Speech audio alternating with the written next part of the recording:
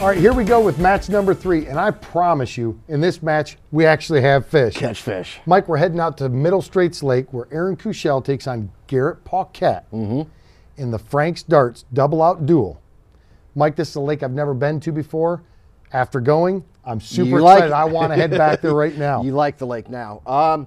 Garrett, 17 years old, senior in high school. Dude, he's catching fish across the state. He has put something together, no doubt. The kid's got game, and he's learning, and he pays attention. Likes his maps, likes to research, loves to pre-fish. However, with this format, he doesn't have the opportunity to pre-fish. So he's left to Google Maps and whatever research Garrett does, that's what he's coming into this with. Aaron, a little bit older, a little bit more experience, been around the game a lot longer. Solid angler again. He can catch fish. He can find fish. His forte or his strengths, he likes deep, fishing deep. So he'll be able to find some fish. The thing with Aaron is he starts to second guess himself. When he starts to second guess himself, that causes problems. He gets in trouble. Well, you know what? Like I said, I've never been out to this body of water before.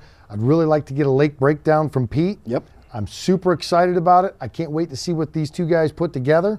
So let's go talk to Pete before we get out on the water. Thanks for coming in today. We're on Middle Straits Lake. What kind of rundown can you give us on this? I'm kind of at a handicap on this one. I haven't fished that lake very much. I just found out about it a couple of years ago and started using it on my Tuesday and Thursday morning circuits with the NBAA. I thought it was a private lake all these years. I live nearby, thought it was private. Turns out there is a public launch on it. The lake is a very easy read, in my opinion. There's a couple of flats on it, one right off of the launch. There's a couple of canals that are really good also, I feel. And a lot of weed lines. You know, a lot of the guys concentrate on the dockfish. And as it turned out, for me in the past, the dockfish weren't there. They were kind of concentrated away from the docks. I don't know if that's consistent all the time, but the couple times that I've been on the lake, that's the way it works for me. The dockfish were not there. Is Middle Straits a high-pressured lake? I mean, in the past when you've been there, have you seen a lot of pressure, jet skis, speedboats, so on and so forth? No, I'm kind of in a unique situation. Again, my circuit's being run during the daytime, during the week. Very low pressure then, very low pressure. And I feel that the lake is very low pressured all the time because a lot of people don't know about it. I think, too, I remember them saying that there was a no wake zone on the lake until like 11 in the morning or something like that. Right. So this could take a lot into play with what the guys do. Oh, absolutely. In this match. Absolutely. There's not going to be any what you and I call running and gunning. Right. You can't do that. You can't go searching. So you've got to have a game plan in place, get to it, and stick to it. If you'll call it in the air. Tails. And it is tails. You'll be blasting off first. I don't know a whole lot about this lake. What I do know is there's a good population of largemouth and smallmouth out here. I know it can fish very tough. It's kind of like a clear water lake. It's not terribly clear. Sand, some weeds. I think I'm gonna start out the day fishing. Probably gonna go fish some topwater over on some of the flats and slowly work my way out towards the edges and finish up out there. Hopefully get in some good fish. We'll see what happens. It's a nice morning though, so they should be biting. I'm just gonna start right here on a point. We got deep water cutting up close to the bank, and then there's an underwater point off of this. So I'm just gonna try to get a reaction bite right here with two main baits. I'm gonna be throwing a topwater bait. It's called a sunfish gunfish, and I'm gonna be throwing a bluegill swim bait. We're kind of in a post-spawn pattern right here, so the bluegills are still biting a little bit. The bass are chasing around shallow, so I'm gonna see if I can't get a couple keepers to start things off. There's tons of surface activity out here. I think that should help the bite overall. The fish should be a little bit more active. So that's kind of why I figured I'd start with the top water here and then work my way as the day progresses. I'll start switching to stuff more bottom oriented, such as a drop shot or a jig. maybe I'll fish a few boat docks if the sun gets up. Yeah, start out with something pretty basic right now. We're out on the edge here. Gonna try to fish the top part of the edge. It's a weed line, I believe, that runs right along the top of the edge, about 8-9 feet of water. Just gonna probe the top of that with a Senko, real basic, with a 1/8 ounce tungsten weight Texas rigged. Fish on 8-pound fluorocarbon with a 10-pound braid as a main line. It's a good setup to see what we can do with this. There's a fish. Looks like a decent one. We'll see what happens here. Nope.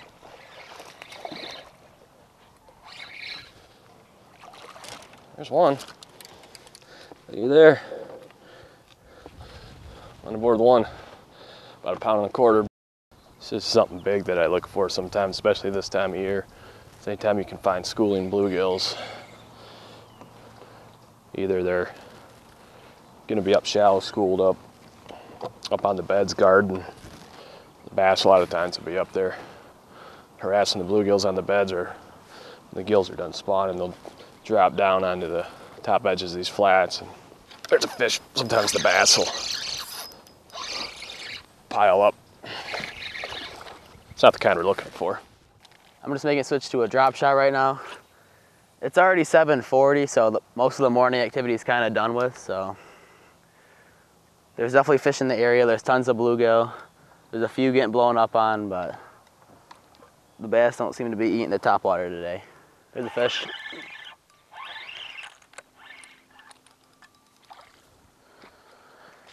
I don't think he's gonna measure. We'll see.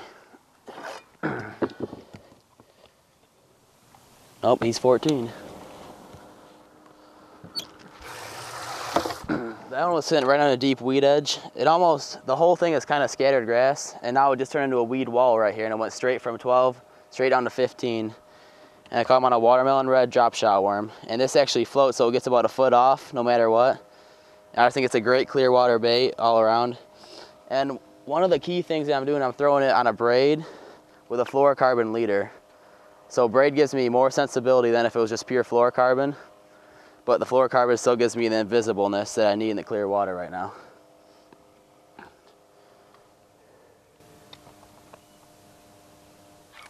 There's another one. That's a little better one.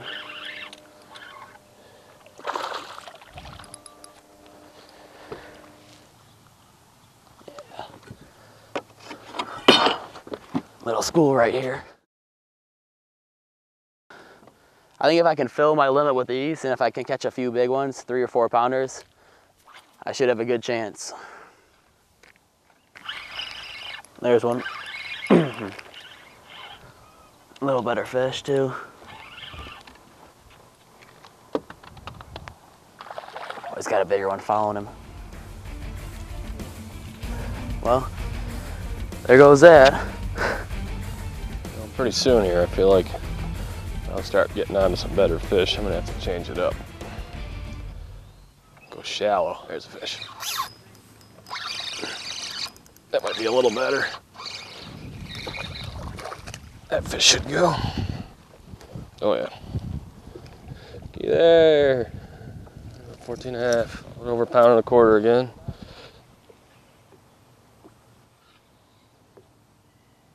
There's a fish. Oh! You don't want to know what I want to say. Dude, I'm not lying to you. I'm really bummed right now.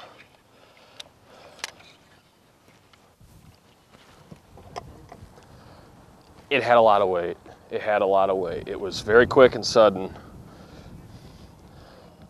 But I only had it for a second.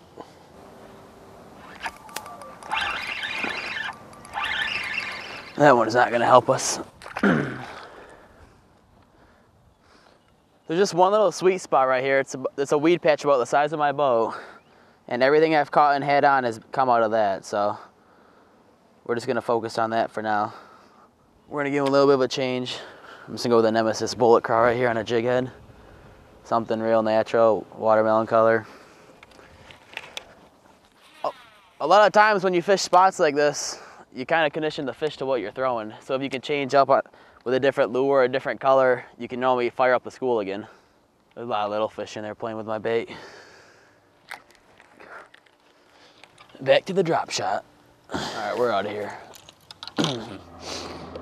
Just looking on my GPS right here, there's a point right across the lake and it's got the same exact setup as this point that we were just fishing. It has the deep water up close to it. So we're gonna go see if we can duplicate the pattern and try to catch some more. Find a real defined weed edge right here. Looks a lot like the first spot I started at where I caught my first keeper. Real quick, sudden drop to the weeds. About 8-10 feet of water again. Maybe something on the outside edge of this. I gotta make an adjustment here. You know, I'm gonna tie on, because of the overcast conditions and the chop on the water, I'm gonna tie on a spinner bait. I'm gonna come up a little shallower and see if I can't get something going with a blade here. I generally don't throw a spinnerbait in this clean of water on a lake like this, but with the chop and the overcast, I got a little bit of confidence in it. So it's something I think is worth trying right now. And I'm also going to tie on a Zoom Super Fluke.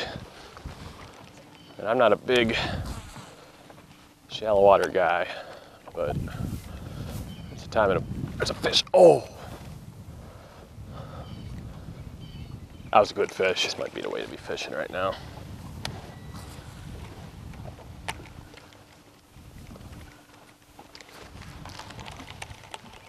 They're up here, dude.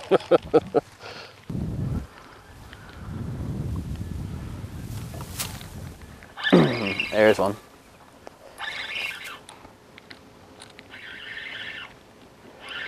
It's a good fish.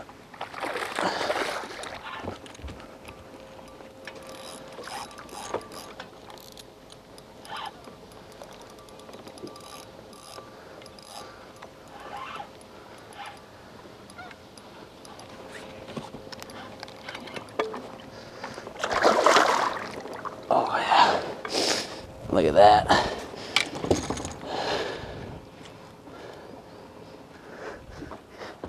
We get 4 more of that and we're gonna be in good shape.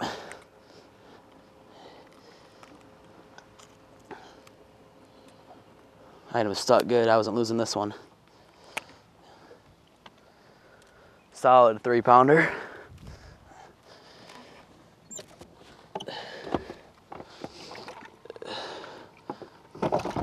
That's the same deal, just on that outside weed edge with the drop shot. Which doesn't make sense because it's cloudy and windy. They should be up shallow eating moving baits, crankbaits, spinner baits, swim jigs. But that's not always the case. One of the problems with these small worms when you're fishing them Texas rig like this is they're always sliding down the shank of the hook. So just a little trick I use is I just put a dab of super glue right here. And that should hold it a little bit better. Too small. Come out here for a couple minutes where I caught my first fish and calm down for a couple minutes. Work this over and probably gonna end up right back shallow again. Give this maybe 15 minutes, then I'm gonna zigzag that way. Back and forth off the flats onto the breaks. Just cover water, fishing both aspects of it. Yeah, this is presenting me a dilemma right here.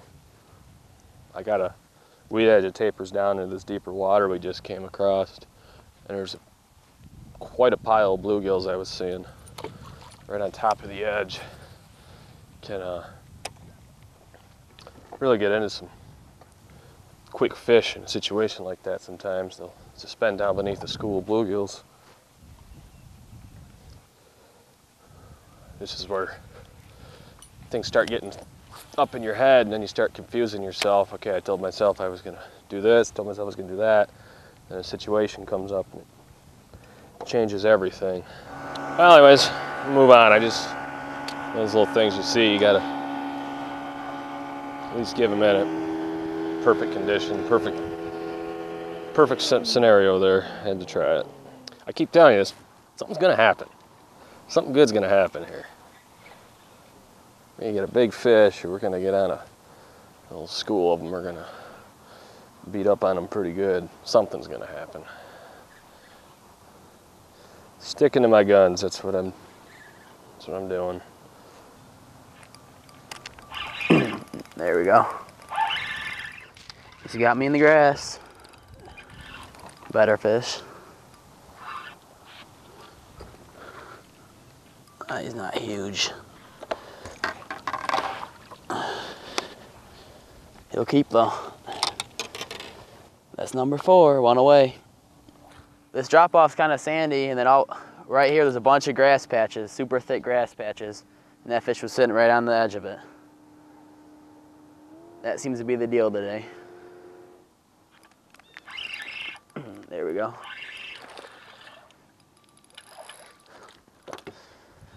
Don't do that at home, that's risky. On 8-pound test, but we got him. That's number 5, that's a limit. That's another solid fish, 2-pounder. There goes Garrett, getting another fish.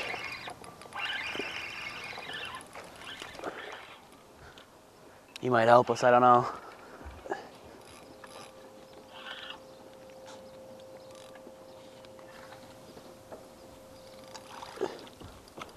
You sly dog, you.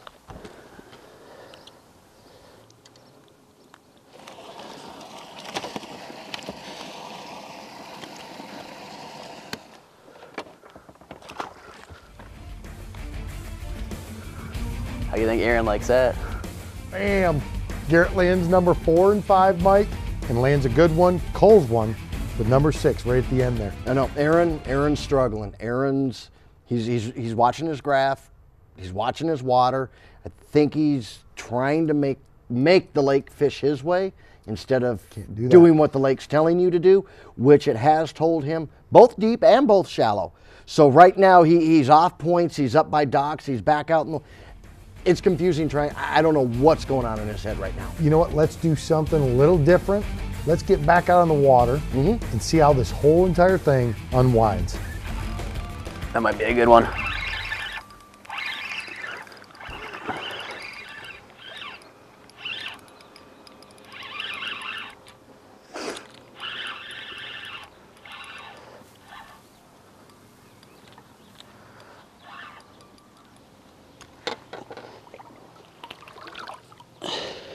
Not a bad fish.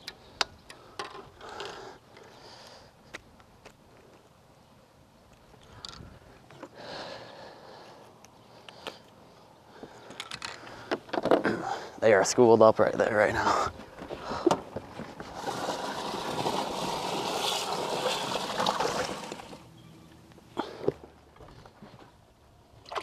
Every ounce matters. You gotta have them all. It's not a bad problem to have.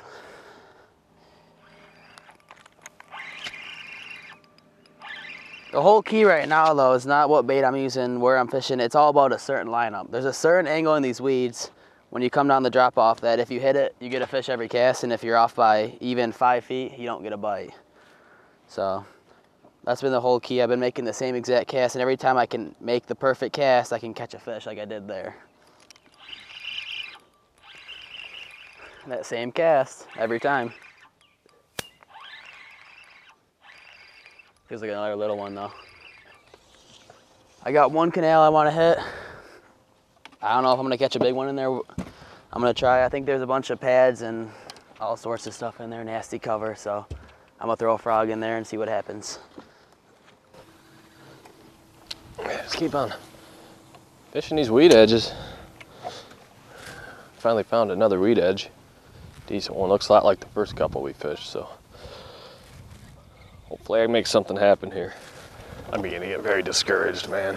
I don't know why I cannot catch fish today. Problem is I don't like this water. There's nothing, very little in this lake that really suits the way I like to fish. Fish. That's a good one.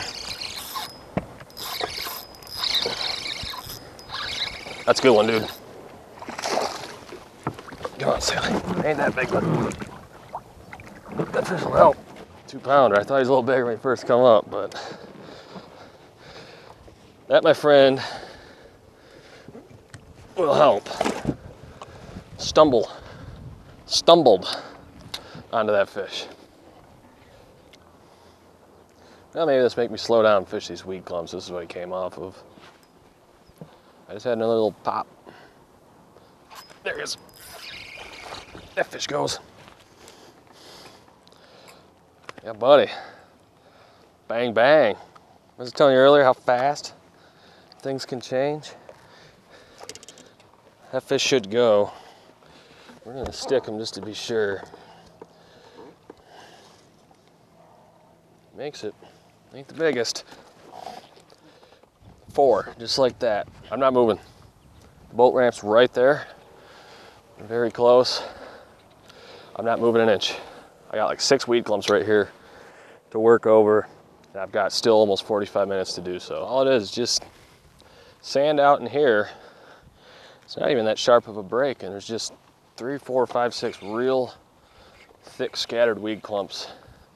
These fish are either hanging on, just using it for cover, or the bait fish are hanging on them and they're hanging on the edges to ambush. There's fish. He ain't gonna make it. If that tells you something, they're here. Lots of time too. But you get honed in on something like this. A small area where you think they're stacked up, half hour, 40 minutes is a lot of time to fish it. It's a really nice point. Extends out. It's pretty barren with sand on top. It's got little fingers and pockets of weeds coming off the edges. There's a fish. Get in here. Here we go. That'll be number 5 if he goes. This fish should go. Oh yeah, that's number 5.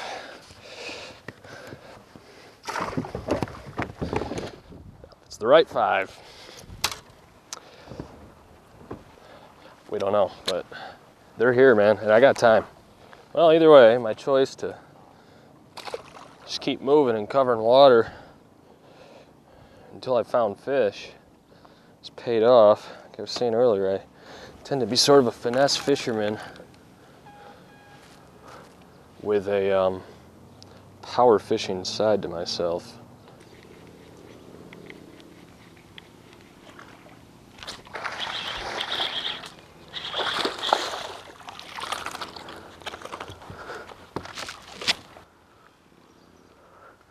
I won't lie, right there, I wasn't even paying attention, and all I heard was my frog get ate, so I don't even know if he's gonna help us. Oh yeah, he is.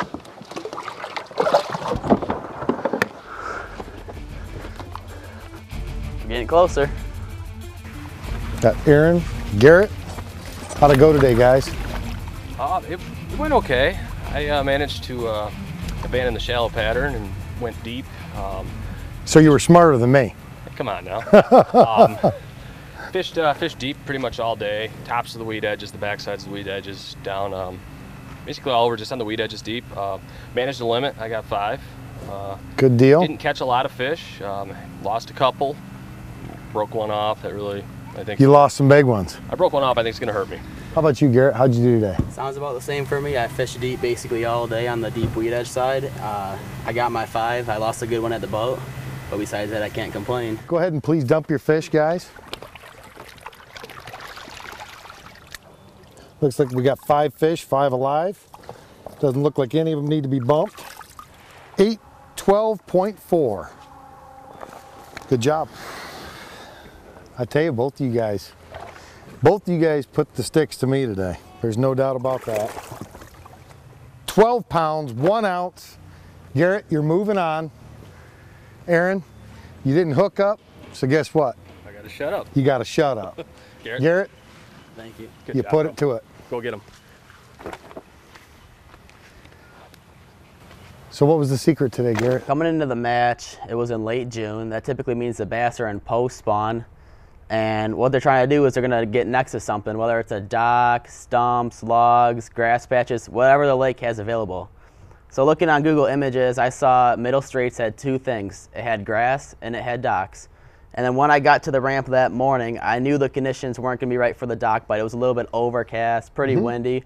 So basically what I went around, I just fished the breaks and I looked for isolated grass patches that would hold bass. You know, I saw you hone into one little area, heard you call it earlier your magic spot this morning when you were talking about your Google Images. You had a magic spot you wanted to try. What bait were you throwing there, and what was there on that magic spot?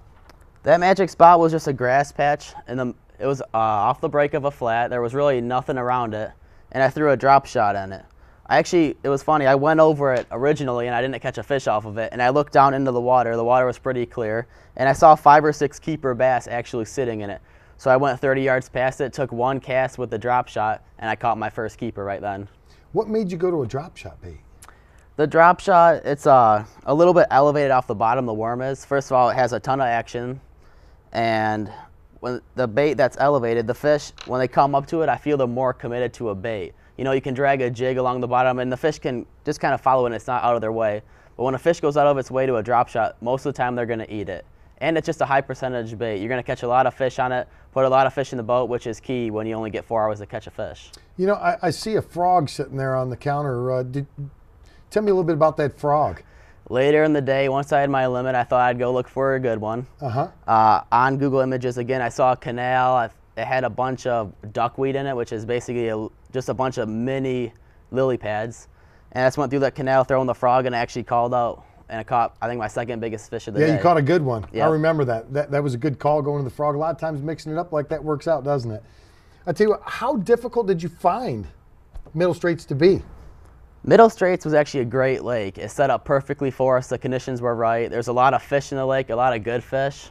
I thought the lake was a great choice, and it was pretty fun to figure out, and I figured it out pretty quickly. Well, now you've been to Middle Straits. If you were to go back, is there anything you would change in your game plan? Absolutely. There was a no-wake period up to 11 o'clock, which basically took out the whole day. And there was a spot on Google Maps way up the lake. There was a lot of lily pads, a lot of grass. It's totally my style. Unfortunately, I didn't get to fish it because if I would have, it would have cost me over an hour of fishing time. So if I could go back, I'd definitely give that area a look. Dude, you've played the game with Bustin' Sticks. What do you think is the hardest aspect of the game? The hardest aspect is definitely the time. You know, normally I go into a tournament. If it's a big tournament, I might spend a week pre-fishing. Otherwise, it's probably 1 to 2 days, no matter what. This, I didn't get any pre-fishing time. I got about 3 hours on the internet on a lake that no one really posts anything about anyway, so that didn't really help. And you get 4 hours of actual fishing time. You basically got to put it together right then. If you mess up, it could be game over. And you know what? You did that going into this. Like I said, you carried through with it. It worked out well for you. We're super happy for you. And I tell you what, in this next episode, we're going to find out if Garrett meets Sean Ford or Jeff Elliott, on who we put together on my favorite lake, Lake Orion. It's known for giant largemouth. Garrett, who's your pick in that match? Well, like you said, it's known for a giant largemouth. There's only 4 hours. Jeff Elliott's known for catching big bass and catching them quickly. He's my pick for this round. I'm pretty excited to see this. I've watched Jeff Elliott fish before. He's my pick as well. Let's see how he fares. Maybe we can pull another one for Team Glover. I'll tell you what, until next time, remember the rules of the game. Hook up or shut up.